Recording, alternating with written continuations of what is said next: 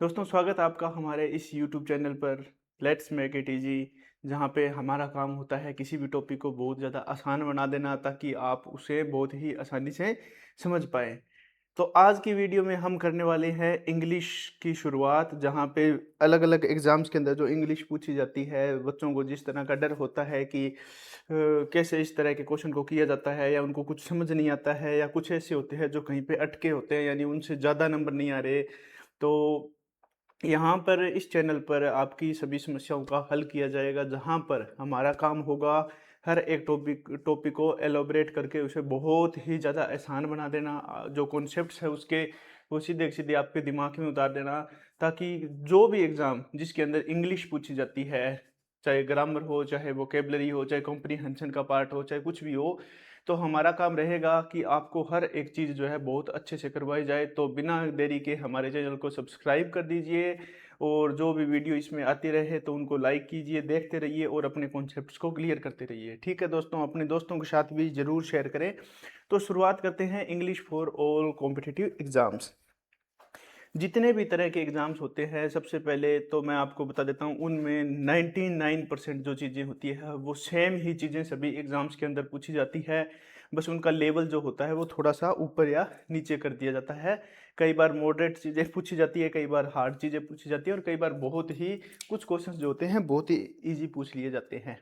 तो आप कभी भी ये नहीं कह सकते कि कोई एग्ज़ाम है, जैसे कोई पुलिस का एग्ज़ाम है या हरियाणा में जो एचएससी-सीईटी के एग्ज़ाम है या कुछ और है, तो उनके अंदर आप पहले नहीं बता सकते कि बहुत आसान पूछा जाएगा या बहुत मुश्किल पूछा जाएगा। क्योंकि वोकेबलरी के कुछ वर्ड्स ऐसे होते हैं जो हो सकता है आपने पढ़े हो तो वो आपको ईज़ी लगेगा और हो सकता है आपने कभी नहीं पढ़े हो तो वो मुश्किल लगेगा। तो इस वीडियो में हम कंप्लीट लेवल को कम करेंगे ताकि आपका चाहे एग्ज़ाम इजी हो चाहे मुश्किल हो, आपको कंप्लीट करनी है, बार बार करने की ज़रूरत नहीं रहेगी। नोट्स बनाने हैं तो आप अपने हाथ से नोट्स बना सकते हैं, नहीं तो आप इसकी पीडीएफ जो है हमें व्हाट्सएप पे मैसेज करके आपको नंबर दिया जाएगा या आपको जो डिस्क्रिप्शन बॉक्स है उसके अंदर लिंक दे दिया जाएगा, वहाँ से आप पीडीएफ को डाउनलोड करके अपना प्रिंट ले सकते हैं या उसकी रिवीजन कर सकते हैं। ये आपके लिए बहुत ज़्यादा फ़ायदेमंद रहने वाला है। आपको बस इस वीडियो के अंदर आपको ये करना है कि आप बस ध्यान से इस सारे कॉन्सेप्ट्स को देखते रहिए बिना किसी प्रॉब्लम के। ठीक है, कोई आपको कमेंट नहीं करना है फिलहाल। जब वीडियो एंड हो जाए तब आप ये बता देना कि वीडियो आपको अच्छी लगी है कि नहीं लगी है। तो फिलहाल आप चैनल को सब्सक्राइब कर दीजिए और फ़ोन को लैंडस्केप मोड में रख के आराम से वीडियो देखिए। तो इस वीडियो में या इस सीरीज़ के अंदर हम क्या करने वाले हैं, जितने भी कॉम्पिटिटिव एग्ज़ाम्स हैं उनके अंदर जितनी भी तरह की इंग्लिश पूछी जाती है वो हम कवर करेंगे।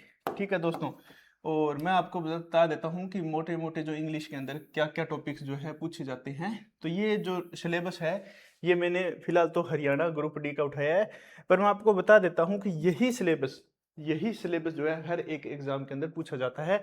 बस 1 या 2 टॉपिक, नए टॉपिक कई बार ऐड कर दिए जाते हैं, कई बार रिमूव कर दिए जाते हैं। जहाँ भी इंग्लिश की बात आ जाएगी तो यही टॉपिक्स जो है पूछे जाते हैं बार-बार। ठीक है? देखिए, इंग्लिश की अगर अब हम बात करें तो इंग्लिश ग्रामर, जब इसने इंग्लिश ग्रामर लिख दिया तो इसके अंदर सारे टॉपिक्स ऑलरेडी इंक्लूड हो गए, चाहे वो आर्टिकल हो, नरेशन हो, टेंस हो, वॉइस हो, कुछ भी हो चाहे। ठीक है? फिर आता है स्पॉट द एरर। ये जो टॉपिक होता है ये पूरा-पूरा इंग्लिश ग्रामर पे डिपेंड करता है। इंग्लिश ग्रामर पे ही डिपेंड करता है। फिल इन द ब्लैंक जो होता है ये वोकैब्युलरी और जो ग्रामर है उस पे, ये अंडरस्टैंडिंग का पार्ट भी आता है, कई बार कॉम्प्रिहेंशन के अंदर आ जाता है। तो इसके अंदर आपका ग्रामर भी आ सकता है, इसके अंदर आपका वोकेबलरी भी आएगा और इसके अंदर आपका कॉम्प्रिहेंशन पार्ट भी आएगा। ठीक है, उसके बाद आता है सिनोनिम्स, एंटोनिम्स और स्पेलिंग डिटेक्टिंग। स्पेलिंग डिटेक्टिंग जो है, मिस स्पेल्ड जो वर्ड होते हैं इसको ढूंढने का बहुत ज़्यादा जो है कई बार क्वेश्चन पूछे जाते हैं और कई बार आपको लगता है कि बहुत ही ज़्यादा जो है आसान स्पेलिंग पूछी जाएगी या कुछ और है। आपको क्या है, ऑब्जर्वेशन स्टार्ट करनी पड़ेगी। जो आपके सामने, मैं कुछ मान के चलिए अभी आपसे पूछ लेता हूँ कि जैसे कॉमन है, एक वर्ड है जो आप हर रोज़ यूज़ करते होंगे, आपने कहीं न कहीं पढ़ा होगा, आपके फ़ोन के अंदर वो ऐप जो है सबसे वो टॉप में भी विज़िबल होती है, लेकिन क्या आप उसका नाम सही से बता सकते हो? क्या आप उसकी स्पेलिंग सही से बता सकते हो? तो मैं चाहूँगा आप कैलेंडर की स्पेलिंग जो है आप अब कमेंट में करके दिखा दीजिए कि आपको सही स्पेलिंग पता है या नहीं पता है। जो भी है कैलेंडर की स्पेलिंग आपको पता है तो आप कमेंट में कर दीजिए, ये एक बहुत कॉमन सी स्पेलिंग है, ठीक है। तो आप इसको बताइए कि क्या आपको ये स्पेलिंग पता है। तो इस तरह से हमें लगता है कि हमें स्पेलिंग्स आती है तो लेकिन नहीं आती, और इसकी वजह क्या है कि हम ऑब्जर्वेशन नहीं करते, ऑब्जर्व नहीं करते हमारे जो डेली यूज के अंदर जो स्पेलिंग्स आती है। चलो मुश्किल स्पेलिंग बहुत सारी स्पेलिंग्स ऐसी होती है जो कभी पूछी नहीं जाती, या वो मान के चलिए आपके सामने नहीं आई होगी, या कभी कई बार आपने वो वर्ड भी नहीं पढ़ा होगा। लेकिन एक बात देखिए, जो वर्ड आप रोज यूज करते हैं, अगर वही स्पेलिंग एग्जाम में पूछ ली जाए और वही गलत हो जाए तो इसका क्या फायदा फिर। तो इसका मतलब आपने ऑब्जर्व ही नहीं किया कि इसकी स्पेलिंग क्या हो सकती है, ठीक है। तो मिस स्पेल्ड के क्वेश्चन पूछे जाते हैं, हर एग्जाम के अंदर पूछे जाते हैं। एडियम्स और फ्रेजेज होते हैं, इनको मुहावरे और लोकोक्तियां जो है या कुछ बोल दिया जाता है, ठीक है। इंप्रूवमेंट ऑफ सेंटेंस, ये भी बहुत ज्यादा इंपॉर्टेंट टॉपिक है, हर एग्जाम में पूछा जाता है। Active passive voice, conversion of direct to indirect, इसको नरेशन बोलते हैं। Shuffling of sentence of part और टेंसेज, टेंस जो है अलग टॉपिक है, और ये शफलिंग, शफलिंग का मतलब एक सेंटेंस दिया होगा उसको तोड़ मरोड़ के आगे पीछे लिखा होगा, तो आपको बस उसको अरेंज करना है, वो भी बहुत ही आसान होता है, उसमें कोई ज़्यादा मुश्किल कुछ नहीं होता, ठीक है। तो शुरुआत करते हैं आज सबसे पहले बेसिक्स ऑफ ग्रामर के साथ, जहां पर हम करने वाले हैं ग्रामर का इंट्रोडक्शन। जो आपके जो टॉपिक्स होंगे उनका थोड़ा इंट्रोडक्शन देख लेते हैं, ताकि मैं अगर कुछ नाम का यूज करूं इस वीडियो में या इस सीरीज के अंदर, कुछ नाम का यूज करूं तो आपको थोड़ा सा अंदाजा होना चाहिए कि ये क्या शब्द है। मैं बताता रहूंगा, जहां जहां भी वीडियो में कोई नाम आएगा मैं उसको जितना डिटेल में बता सकता हूं वो बताने की कोशिश करूंगा, लेकिन आपको थोड़ा सा ध्यान रखना है, थोड़ा सा पता होना चाहिए। और अगर आप लिखना चाहें तो साथ में अपने नोट्स आप बना सकते हैं। सबसे पहले हम देख रहे हैं बेसिक्स ऑफ ग्रामर। बेसिक्स का मतलब होता है कि जो भी जहां से शुरुआत है लगभग, जहां पे कॉम्पिटिटिव एग्जाम्स के लेवल की, मैं ये नहीं कह रहा कि हम सीधा ABCD पे जा रहे हैं, नहीं, ABCD पे हम नहीं जा रहे। हम जहां पे कॉम्पिटिटिव एग्जाम्स की शुरुआत होती है, जहां से आपका लेवल अप किया जा सकता है, वहां से बिल्कुल शुरू से मैं जीरो से नहीं कर रहा, ये मैं बता देता हूँ, ठीक है। तो सबसे पहले देखिए difference between sentence, phrase and close, इसमें हम डिफरेंस जानेंगे। देखिए मैं आपको सबसे पहले थोड़ा सा और डिटेल में बता देता हूँ।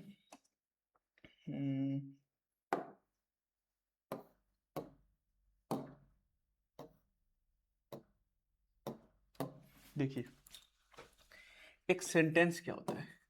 सेंटेंस, सेंटेंस को हिंदी में आप वाक्य कहते हैं। कुछ चीज़ों को आप हिंदी में छोड़ के चलेंगे, ये मैं आपको पहले बता देता हूँ। यहाँ पे आप इंग्लिश पढ़ने के लिए आए हैं, बताऊंगा हिंदी बताऊंगा, लेकिन आप हर एक ये मत सोच के चलिए कि मुझे इसकी ही हिंदी बताएं, इसकी हिंदी बताएं। इंग्लिश के कॉन्सेप्ट होते हैं, कुछ वर्ड्स ऐसे होते हैं जो आप इंग्लिश में ही याद रहे तो आसानी रहेगी, ठीक है। बताने को मैं आपको पूरे जो एक एक सेंटेंस है या एक एक जो वर्ड है वो आपको इसकी हिंदी बताता चलूंगा। समझाने के लिए तो मैं जरूर बताऊंगा, लेकिन आप हर एक वर्ड की ये एक्सपेक्ट मत करना कि आपको हिंदी में बताया जाएगा। तो सबसे पहले शुरुआत करते हैं सेंटेंस की। सेंटेंस क्या होता है, एक ग्रुप ऑफ वर्ड होता है, ठीक है, एक ग्रुप ऑफ वर्ड्स होता है, एक ग्रुप ऑफ वर्ड्स होता है। और इसका काम क्या होता है, और अगर ये ग्रुप ऑफ वर्ड्स ये क्या दे, एक मीनिंग दे, परफेक्ट मीनिंग दे दे अगर ये, तो ये क्या रहेगा, ये आपका सेंटेंस हो जाएगा, ठीक है। A group of words that gives a perfect meaning is called sentence. एक वाक्य क्या होता है, शब्दों का एक ऐसा समूह होता है जो एक सार्थक अर्थ दे, सार्थक यानी एक मीनिंग बनना चाहिए, ठीक है, जो सार्थक हो, हाँ जी। अब सेंटेंस के बाद एक और बात आती है कि इसी से मिलता जुलता एक वर्ड और होता है, फ्रेज होता है। फ्रेज, जिसको क्या बोलते हैं, वाक्यांश बोलते हैं। क्या बोलते हैं, वाक्यांश बोलते हैं। अब इसकी क्या कहानी है, ये जो होता है ये भी क्या होता है, एक ग्रुप ऑफ वर्ड्स होता है, एक ग्रुप ऑफ वर्ड्स होता है।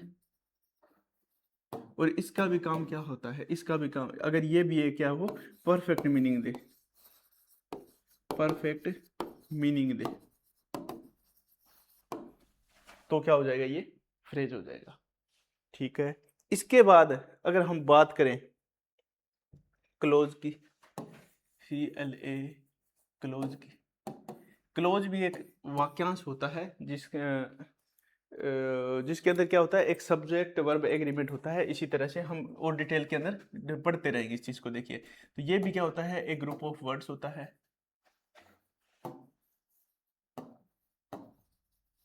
ग्रुप ऑफ वर्ड्स होता है जिसका काम क्या होता है, एक परफेक्ट मीनिंग देना। परफेक्ट मीनिंग देना।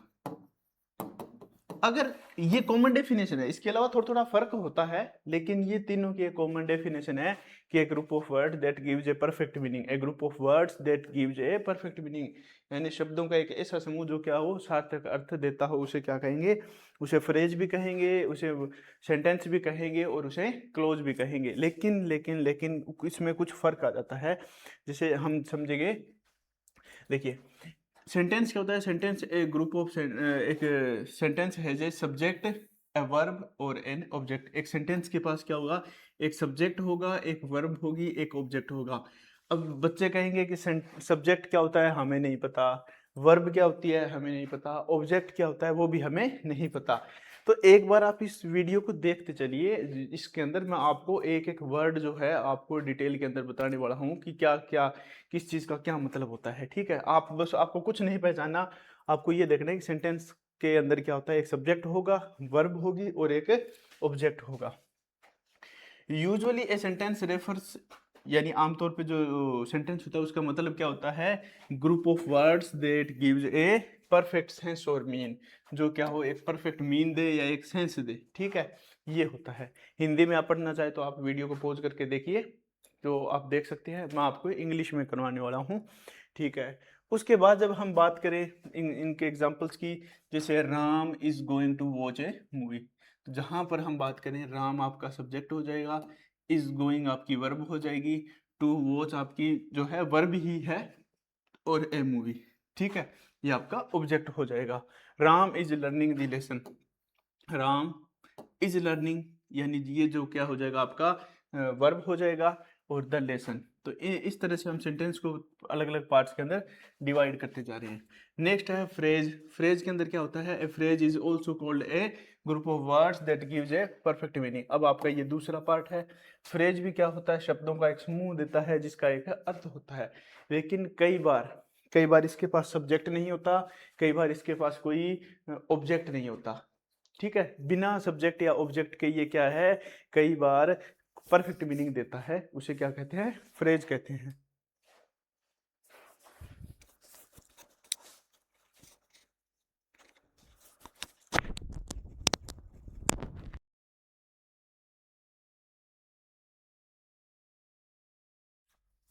हाँ जी, तो यहाँ से देखिए, ये है फ्रेज के कुछ एग्जांपल्स, जहाँ पे लिखा है a dark horse. Dark horse का मतलब होता है एक काला घोड़ा। तो यहाँ पर इसका मीनिंग तो पूरा निकला है कि एक काला घोड़ा, मीनिंग इसका कंप्लीट निकला है, एक काला घोड़ा। ठीक है, इतनी बात आप समझ जाएंगे।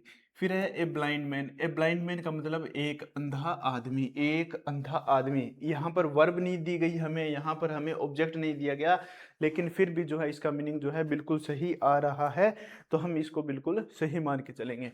इसके बाद आता है आफ्टर मील। आफ्टर मील यानी खाना खाने के बाद, आफ्टर मील, तो खाना खाने के बाद। ये ग्रुप ऑफ वर्ड्स भी है, यहाँ से एक परफेक्ट मीनिंग आ रहा है, तो ये क्या हो जाएगा, एक फ्रेज हो जाएगा। क्यों फ्रेज क्यों होगा, सेंटेंस क्यों नहीं होगा, क्योंकि यहाँ पर हमारे पास सिर्फ और सिर्फ क्या है, सब्जेक्ट और एक प्रीपोजिशन दी गई है, और इसके अलावा हमारे पास वर्ब नहीं दी गई, हमारे पास इसका ऑब्जेक्ट नहीं दिया गया है, इसलिए ये क्या हो जाएंगे, फ्रेज हो जाएंगे। अब बात करते हैं क्लोज की। क्लोज क्या होता है, क्लोज क्या होता है, a clause is also a group of words that contains a subject and a predicate and function as a part of sentence. देखिए, सिंपल भाषा में आपको कहूँ, जो सेंटेंस होता है उसी की तरह, सेम उसी की तरह आपका क्या होता है, क्लोज होता है। जैसे सेंटेंस के पास क्या होता है, सेंटेंस के पास एक सब्जेक्ट होता है, एक वर्ब होता है, एक ऑब्जेक्ट होता है, उसी तरह क्लोज के पास भी क्या होता है, एक सब्जेक्ट होता है, एक वर्ब होता है, एक ऑब्जेक्ट होता है। तो आप कहेंगे दोनों में फ़र्क क्या होता है। देखिए जी, सिर्फ अगर एक ही सब्जेक्ट आ रहा है, एक ही वर्ब आ रही है, एक ही ऑब्जेक्ट आ रहा है, तो क्लोज भी वही होगा और सेंटेंस भी वही होगा, ठीक है, वही क्लोज रहेगा, वही सेंटेंस रहेगा। लेकिन कई बार क्या होता है, एक सेंटेंस को अलग अलग पार्ट्स के अंदर डिवाइड कर दिया जाता है, या एक सेंटेंस के अंदर कई सारे सेंटेंस का यूज किया जाता है, और वो जो अंदर जो सेंटेंस होते हैं उन्हें सेंटेंस नहीं, उन्हें क्या कहा जाता है, क्लोज कहा जाता है। जैसे एग्जाम्पल देखिए,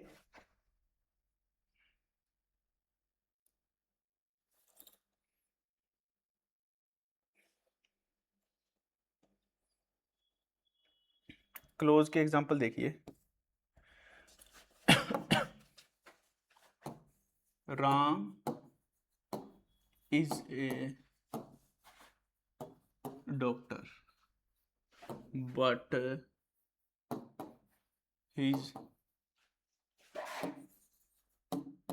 sister is a teacher।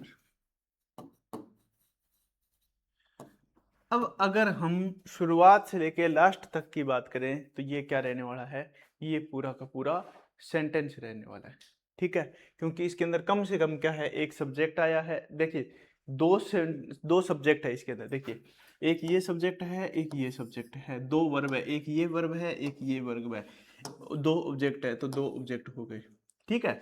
तो अब जो है मैं इसको कहना चाहता हूं कि अब ये पूरा का पूरा जो है यहाँ से शुरू से लेके एंड तक जो है ये पूरा पूरा सेंटेंस है, लेकिन एक सेंटेंस के अंदर अलग अलग पार्ट दिए गए हैं, तो ये क्या हो जाएगा, ये हो जाएगा आपका क्लोज, अलग अलग क्लोज। एक क्लोज ये है, एक क्लोज ये है, एक क्लोज ये है। तो क्लोज की भी कैटेगरी होती है, क्लोज भी अलग अलग तरह के होते हैं, डिपेंडेंट या इंडिपेंडेंट। इनका मतलब होता है कि क्या ये वाला सेंटेंस इस सेंटेंस के ऊपर डिपेंड करता है, या इस तरह की जो चीज़ें होती है उसे डिपेंडेंट या इंडिपेंडेंट कहा जाता है, ठीक है दोस्तों। तो अब हम देखते हैं, ये आपका एक क्लोज का एग्जांपल है, ये आप समझ सकते हैं कि यहाँ पर भी सब्जेक्ट वर्ब ऑब्जेक्ट है, तो ये पूरा का पूरा क्या हो गया, एक क्लोज हो गया। और फिर से क्या हो गया, एक सब्जेक्ट वर्ब ऑब्जेक्ट आ गया, तो फिर से क्या हो गया, एक है पूरा का पूरा से ये क्लोज आ गया। तो और अलग अलग क्लोज जो है, दो क्लोज हो सकते हैं, तीन क्लोज हो सकते हैं, तो अलग अलग क्लोज मिलकर क्या बनाते हैं, कई बार सेंटेंस बनाते हैं, ठीक है। तो इसके बाद में देखिए सब्जेक्ट और प्रेडिकेट क्या होता है। जैसे मान के चलिए यही सेंटेंस हम ले लेते हैं, यहाँ से इरेज कर देता हूं मैं, ठीक है, इतना लिखा मैंने। अब अगर मैं कहता हूं कि सब्जेक्ट क्या होता है और प्रेडिकेट क्या होता है, हम दो पार्ट को जानेंगे, एक सब्जेक्ट को और दूसरा प्रेडिकेट को। प्रेडिकेट को, सब्जेक्ट क्या होता है और प्रेडिकेट क्या होता है। देखिए सब्जेक्ट वो होता है जिसके बारे में कुछ कहा जाता है, सब्जेक्ट वो होता है जिसके बारे में कुछ कहा जाता है, और जो भी बात कही जाती है, जो भी बात कही जाती है वो सारी की सारी क्या होती है, प्रेडिकेट होती है। तो यहाँ पर किसके बारे में बात कही जा रही है, लिखे देखिए सेंटेंस के अंदर लिखा है Ram is a doctor, Ram एक डॉक्टर है। किसके बारे में कहा जा रहा है, किसके बारे में, ठीक है। अब सबसे पहले देखिए किसके बारे में,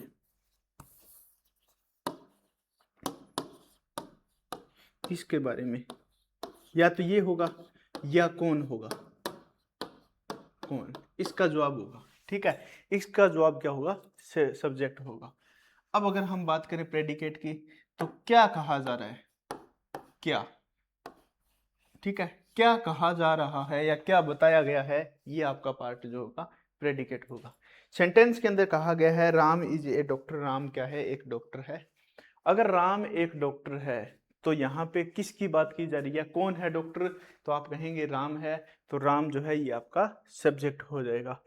और है क्या, तो आप कहेंगे एक डॉक्टर है, तो एक डॉक्टर है यानी इज ए डॉक्टर, ये पूरा का पूरा पार्ट जो है आपका ये हो जाएगा प्रेडिकेट, ठीक है।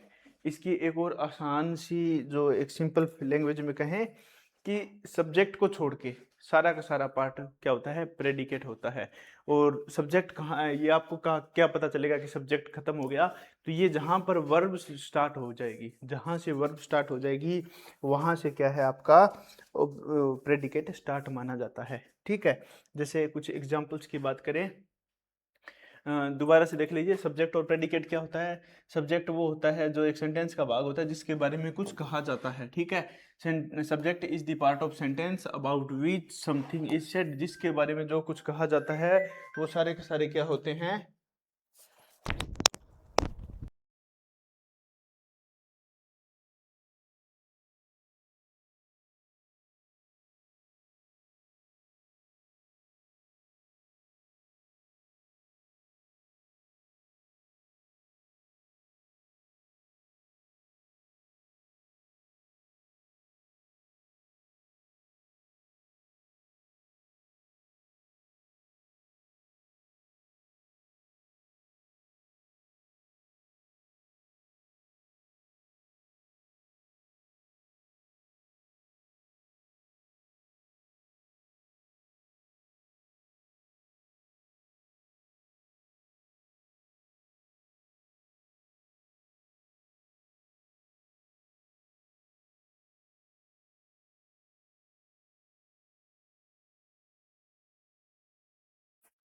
हाँ, तो अब आप समझ चुके होंगे कि एक सब्जेक्ट जो है क्या होता है, जिसके बारे में जो भी है उसके बारे में जो भी कुछ कहा जाए वो सारा का सारा सब्जेक्ट होता है।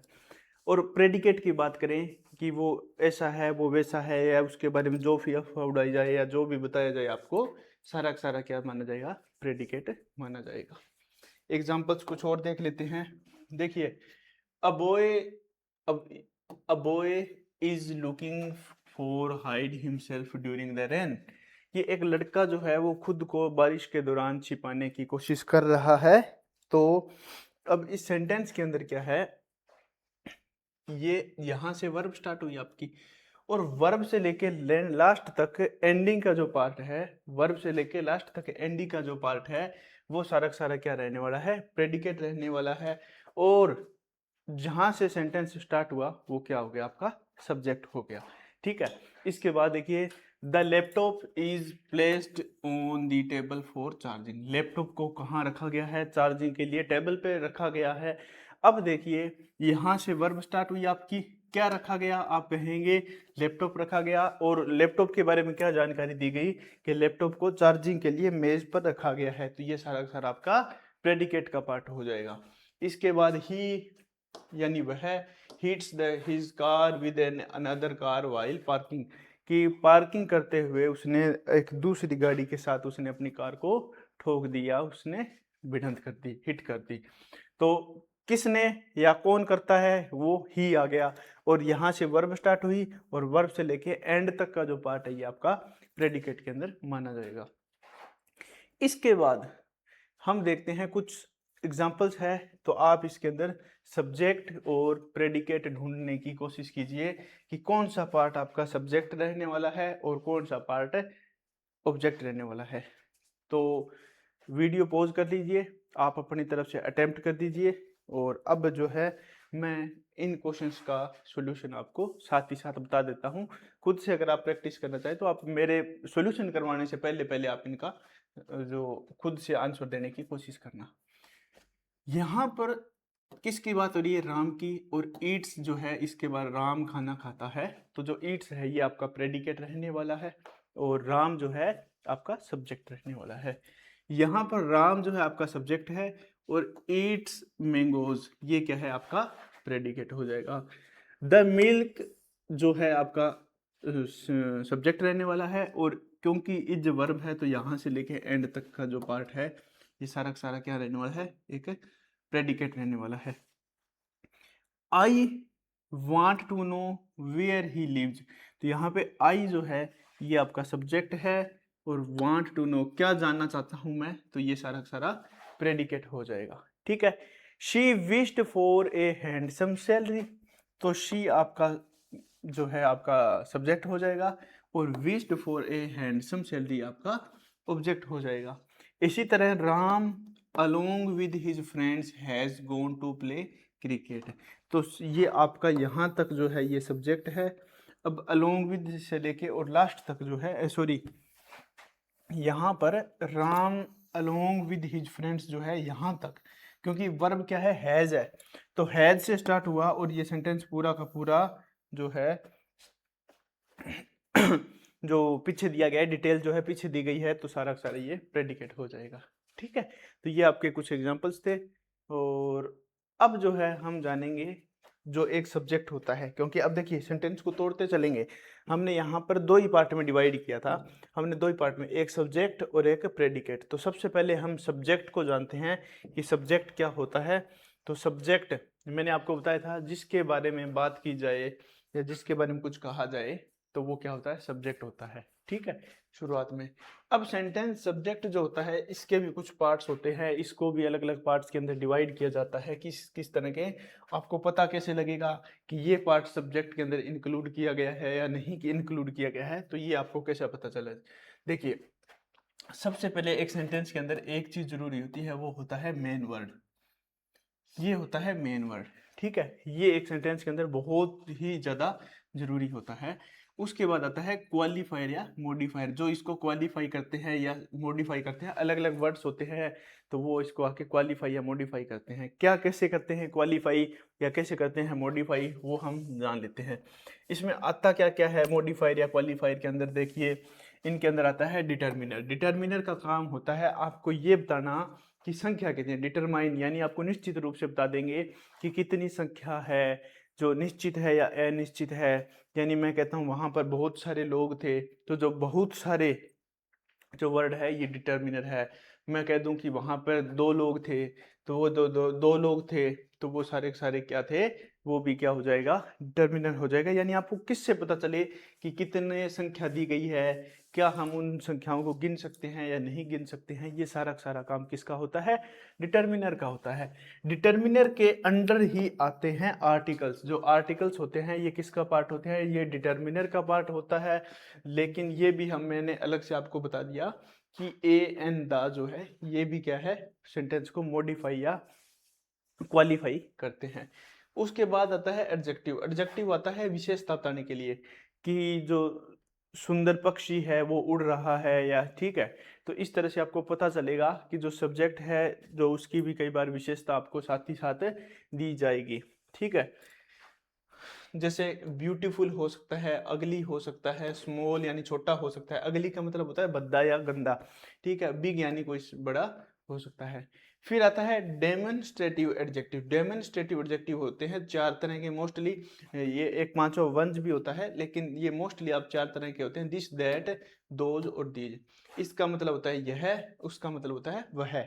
ये कोई बार अलग अलग चीज़ों के लिए यूज किया जाता है जब हम बताते हैं। जैसे कि कोई चीज़ हमारे नज़दीक है तो हम कहेंगे यह, ठीक है, और कोई चीज़ हमसे दूर है तो हम कहेंगे वह। इसी तरह से बहुत सारी चीज़ें हमारे नज़दीक है तो ये हम कहेंगे ये, लेकिन वही जो चीज़ें हैं कहीं दूर पड़ी है तो हम कहेंगे वो। तो ये चार जो होते हैं डेमोन्स्ट्रेट यानी इशारे करते हैं कि वो चीज़ आपसे कितनी दूर है या कितनी नज़दीक है। दिशा सूचक होती है, ये दिशा बताते हैं कि यहाँ है या दूर है, कहाँ है। ठीक है, उसके बाद आता है कार्डिनल एडजेक्टिव। उसके बाद आता है कार्डिनल एडजेक्टिव, जिसके अंदर क्या है, काउंटिंग होती है। मोस्टली कार्डिनल को मैंने याद करवाता हूँ, का सी से स्टार्ट हो रहा है। कार्डिनल यानी काउंटिंग, आप कहेंगे ये भी काउंटिंग है। और जितनी भी काउंटिंग है सारी की सारी कार्डिनल एडजेक्टिव के अंदर मानी जाती है। अब ये सब्जेक्ट के आगे क्यों लगता है, जैसे कि हम कहते हैं ना, चार लड़के, पांच लड़के, दो बच्चे, दो गुंडे, तो इस तरह से जो भी शब्द है तो उनके आगे जब हम कोई काउंटिंग लगा दें तो वो एक कार्डिनल एडजेक्टिव माना जाता है। इसी तरह से आता है ऑर्डिनल। ऑर्डिनल का मतलब होता है ऑर्डर, ऑर्डर, ठीक है। ऑर्डर, ऑर्डर यानी सीक्वेंस, एक रैंक दी जाएगी इस हिसाब से, या इस हिसाब से जो है आपको एक रैंक दी जाती है, तो ये क्या होता है, एक ऑर्डिनल होता है। ठीक है, ऑर्डिनल एक ऑर्डर दिए, जैसे पहले जो है वो आए, फिर जो दूसरा, तीसरा, चौथा, पांचवा, फर्स्ट, सेकंड, थर्ड, फोर्थ जो है, ये इस तरह से लास्ट, और एक इसके अंदर और होता है नेक्स्ट।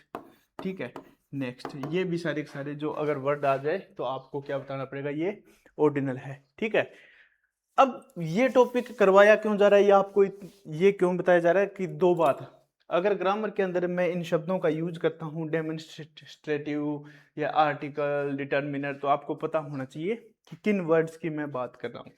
दूसरी बात, HSSC के अंदर, हरियाणा के अंदर क्या है, अंडरलाइन किया जाता है और उस पार्ट को बताना होता है कि ये जो पार्ट पूछा गया है ये कौन सा पार्ट ऑफ स्पीच है। ठीक है, पार्ट ऑफ स्पीच का मतलब पार्ट ऑफ सेंटेंस कह सकते हैं आप कि इस पार्ट का क्या नाम है। अगर मान के चलिए कहीं सम लिखा है तो आप कहोगे कि ये डिटर्मिनर है, कहीं अगर द लिखा है तो आप कह सकते हो कि यहाँ पे आर्टिकल है। ठीक है, तो इसलिए ये टॉपिक को समझना आपके लिए बहुत ज़्यादा ज़रूरी हो जाता है।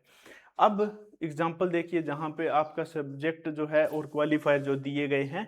ठीक है, तो ये पीछे का पार्ट जो है प्रेडिकेट का है, इसे हम प्रेडिकेट के अंदर पढ़ेंगे। ठीक है, ये जो पीछे के पार्ट दिए गए हैं ये प्रेडिकेट के पार्ट है, ये हम प्रेडिकेट के अंदर पढ़ेंगे। लेकिन सब्जेक्ट के अंदर अब ये जो बोल्ड के अंदर दिया गया है ये सारी सारी क्या है, आपके सब्जेक्ट है। सब्जेक्ट को तोड़ेंगे, समझेंगे कि क्या कहा गया है। देखिए यहाँ कहा गया है सम बर्ड्स, जहाँ पे बर्ड्स जो है ये आपका मेन वर्ड हो जाएगा।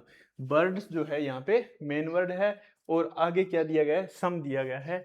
ये सम क्या है, आपका डिटर्मिनर हो जाएगा। क्या हो जाएगा, डिटर्मिनर हो जाएगा। ठीक है दोस्तों,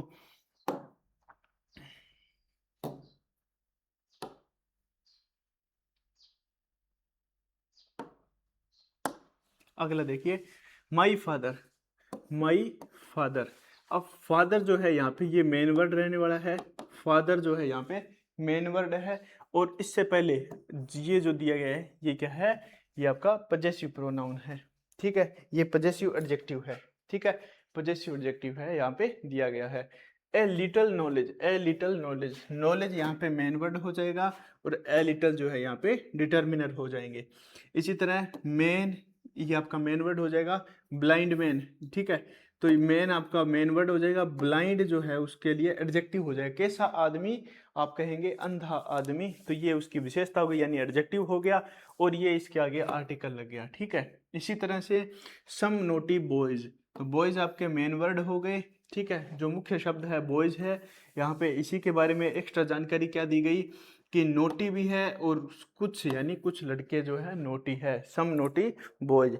इसी तरह माई एल्डर सिस्टर, यहाँ पर जो सिस्टर दी गई है ये मेन वर्ड है।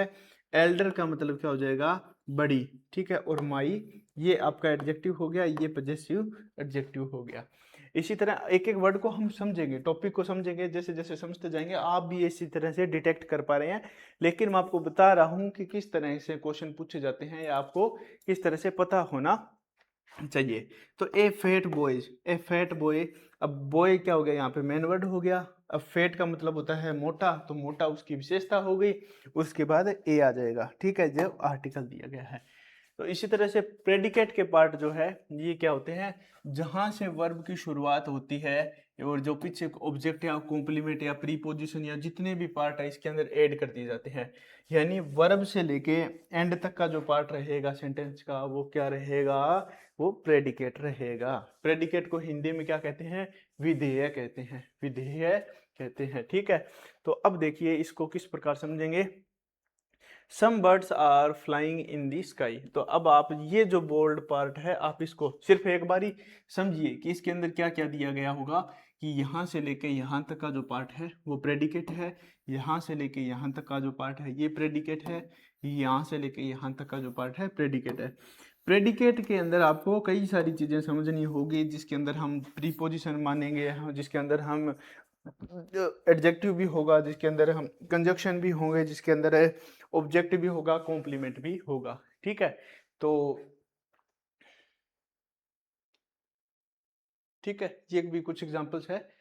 तो तो इस वीडियो के अंदर फिलहाल हम इतने ही जान रहे हैं।